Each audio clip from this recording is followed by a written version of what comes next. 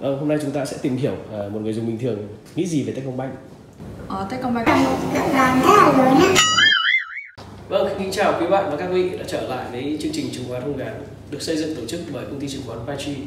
Và hôm nay ngồi bên cạnh tôi đây là một khách mời mới, một gương mặt mới cũng đến từ công ty chứng khoán Paichi. Đây là một chuyên gia nên xin giới thiệu với mọi người anh Việt Anh.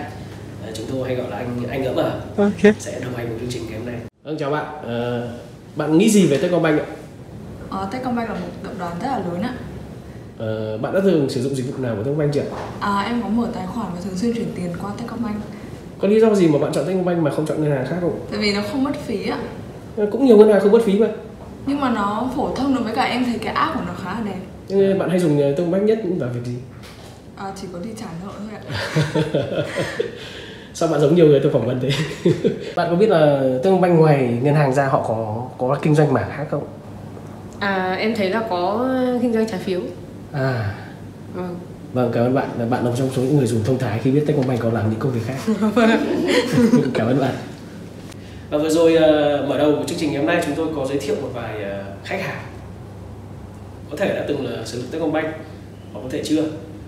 Đó là những trải nghiệm rất thông thường giữa người như chúng ta có cảm nhận thế nào về ngân hàng này.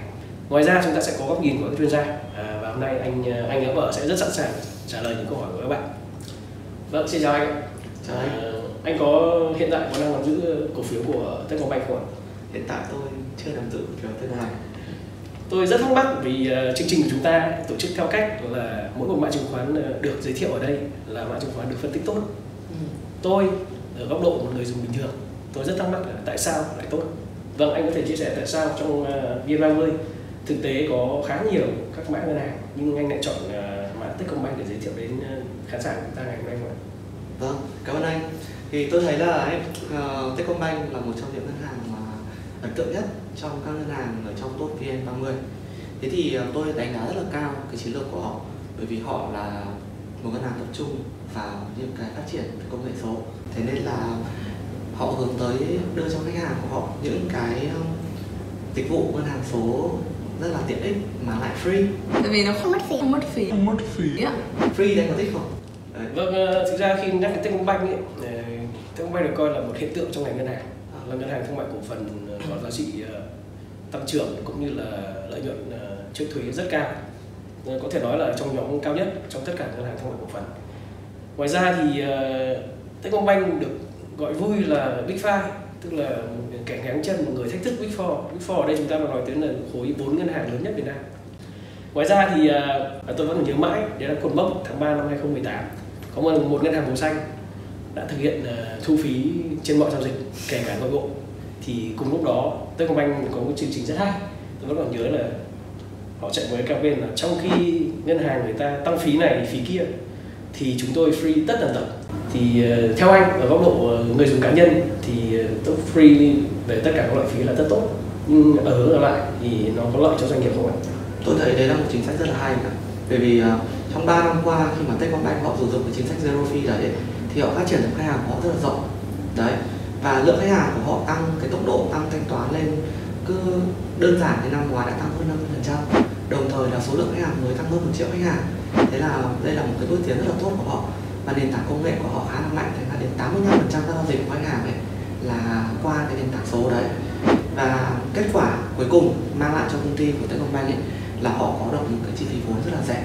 Họ có tỷ lệ CASA có thể gọi là co hàng đầu Việt Nam với chi phí vốn thấp nhất trên hệ thống hiện nay. Vâng, tôi vừa nghe thấy CASA.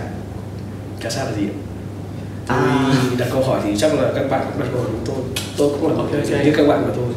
Thì anh có phiền không ạ? Không sai. CASA có phải là một câu chuyện dài không ạ? Không, câu chuyện này nó đơn giản thôi. Đơn giản. Nhưng mà chúng ta sẽ không làm recording ngày hôm nay. Chúng ta sẽ bàn trong chương tiếp theo về CASA. Rồi, ok.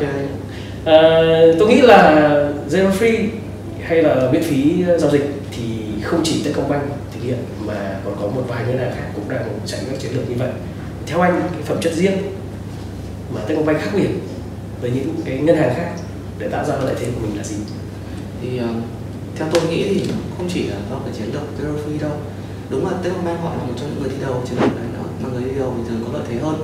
Nhưng mà ngoài ra thì họ còn có một cái thế mạnh khác là họ có một cái có thể gọi là lợi thế cạnh tranh đi.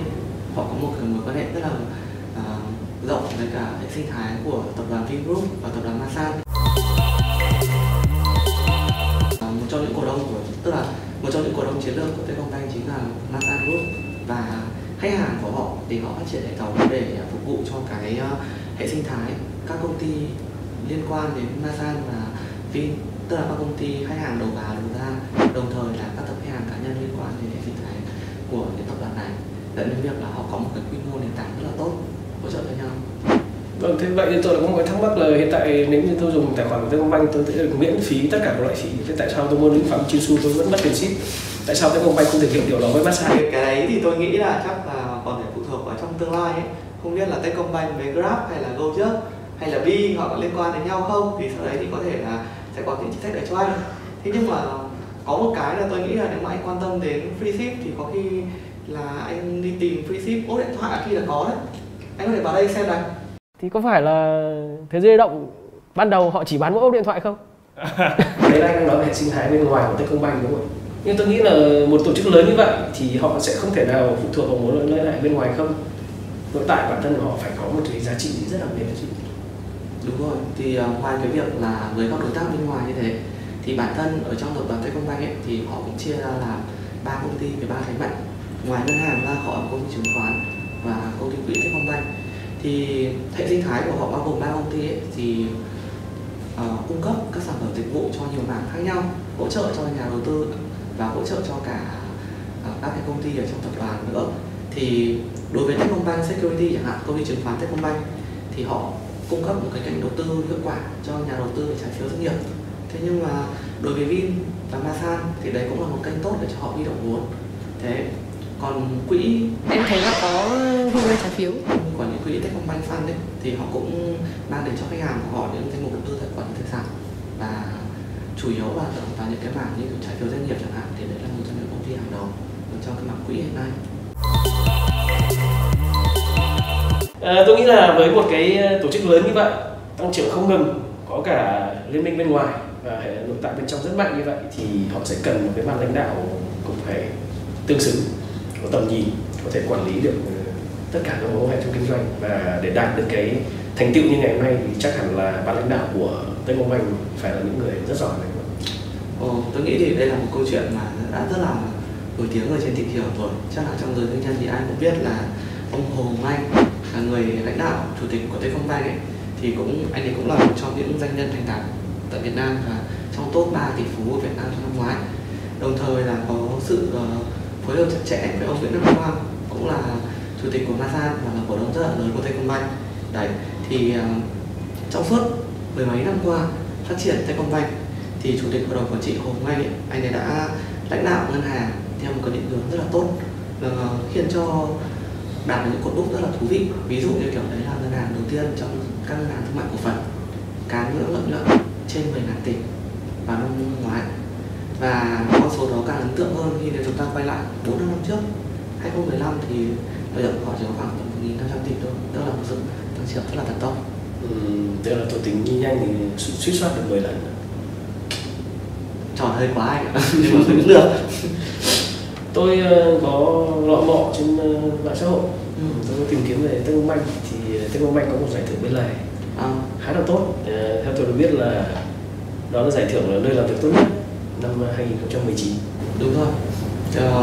Techcombank ấy, họ cũng là một điểm rất là mạnh của họ là về nhân sự, tức là họ có những chế độ đãi ngộ và đào tạo cho nhân sự của họ rất là tốt, thành ra là họ thu hút được những nhân sự tốt nhất ở các bên về, dẫn đến việc là có thể coi ở trong ngành ngân hàng này là một trong những công ty rất là có chế độ về nhân sự và con người cực kỳ tốt.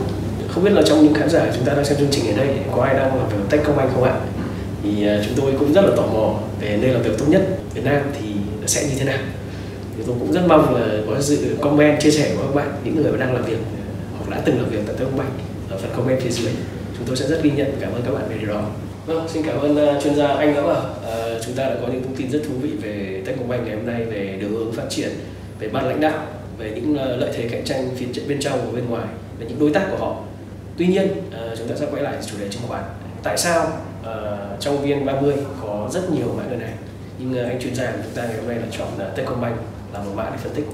Chúng ta sẽ gặp nhau trong buổi sau Và nếu các bạn còn nhớ thì chuyên gia anh nữa bắt đầu nợ chúng ta là chỉ CASA là gì, Rồi, các chỉ số tài chính là gì.